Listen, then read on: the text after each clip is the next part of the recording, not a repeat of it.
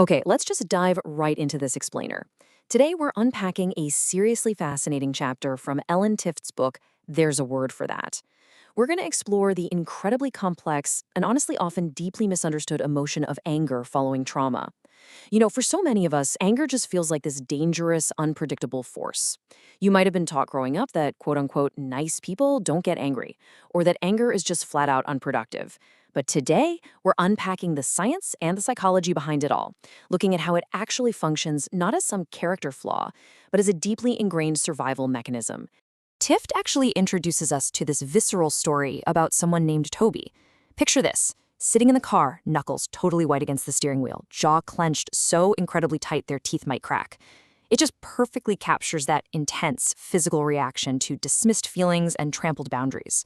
I mean, we've all been there, right? Sitting in the car after a family gathering where our experiences were totally minimized, just feeling the heat rise in our chest. This story grounds us in what trapped anger really feels like. It's this wild force that feels entirely too big for the body, which, let's be honest, often leads to a crushing sense of shame.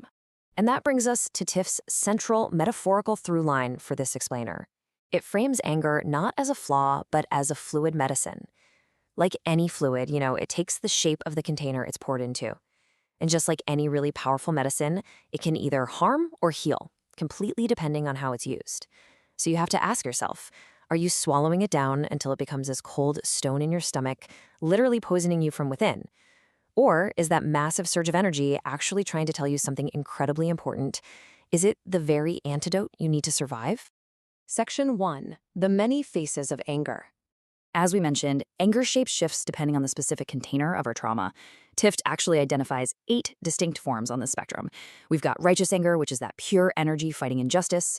Then there's protective anger, rising fiercely to defend others, often way before we even defend ourselves. Repressed anger is what happens when it gets pushed down until it literally morphs into depression, while internalized anger turns that harsh, critical energy aggressively against yourself. Then you have chronic rage, which just becomes this constant simmering baseline of hostility in your life. Vengeful anger seeks to inflict the exact pain you felt onto someone else. Coercive anger uses intimidation to control a situation. And finally, displacement, which is basically snapping at a totally safe target like your local cashier instead of the person who actually caused the hurt.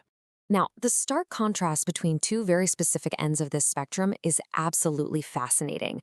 On one side, we have the pure outward energy of demanding justice, righteous anger. It loudly says, this is wrong and it needs to stop right now. But on the exact opposite side, we have internalized anger. And this is that self-sabotaging pain of turning that exact same energy entirely inward.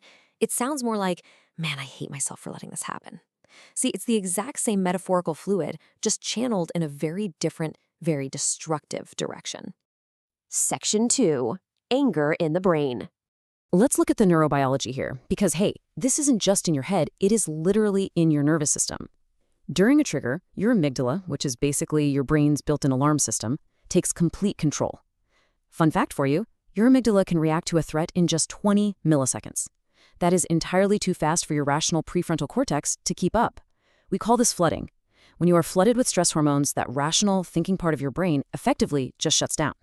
It makes clear thinking incredibly difficult, and honestly, it perfectly explains why we might say or do things in anger that we deeply, deeply regret later.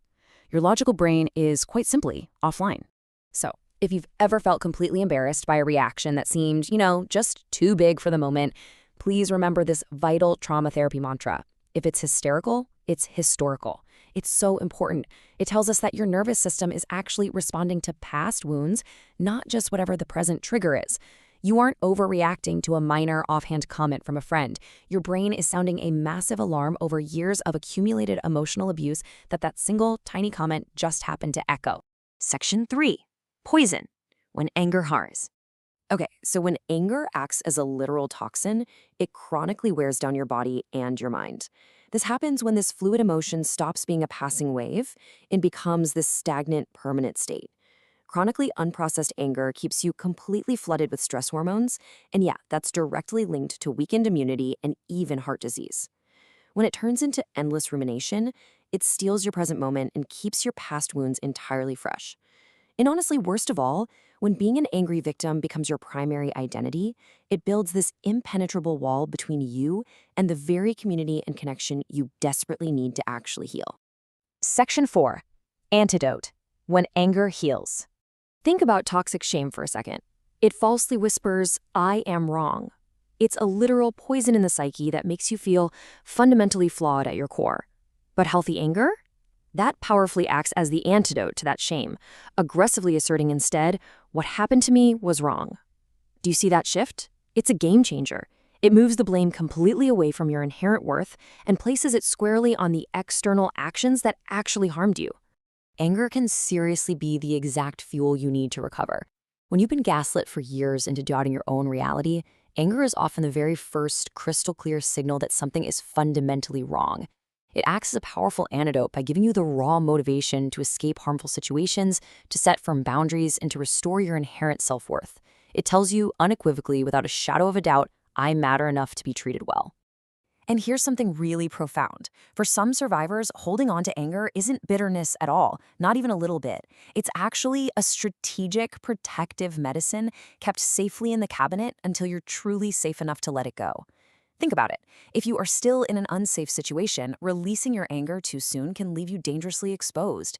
It serves as this vital, temporary shield, keeping your guard up against the magnetic pull of gaslighting until you can actually, physically, safely step away.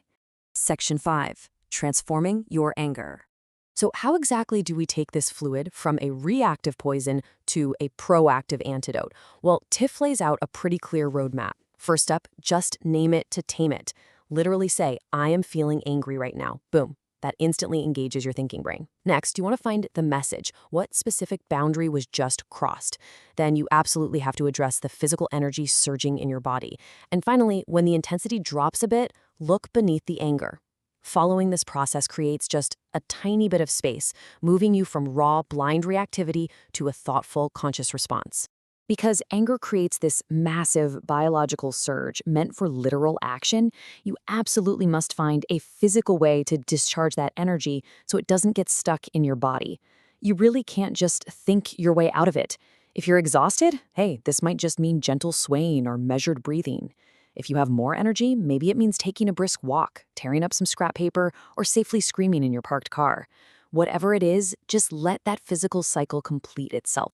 Once that immediate fiery intensity subsides, you have to do the hard work and ask yourself which deeply vulnerable emotions your anger might be masking. See, anger is almost always a secondary emotion. It acts like a tough bodyguard for feelings that are just too unsafe to express. Are you actually feeling profound grief? Maybe deep disappointment? Or even terrifying helplessness? Digging down and finding what's actually beneath the surface is where the real, lasting healing happens. So the journey from poison to antidote? It isn't quick, and it certainly isn't easy. But man, it is incredibly rewarding. Your anger, despite how messy and overwhelming it might feel in the moment, is an ally. It is a fierce guardian. It's been trying to protect you all along. So take a deep breath, look inward, and really ask yourself, what is it trying to tell you today?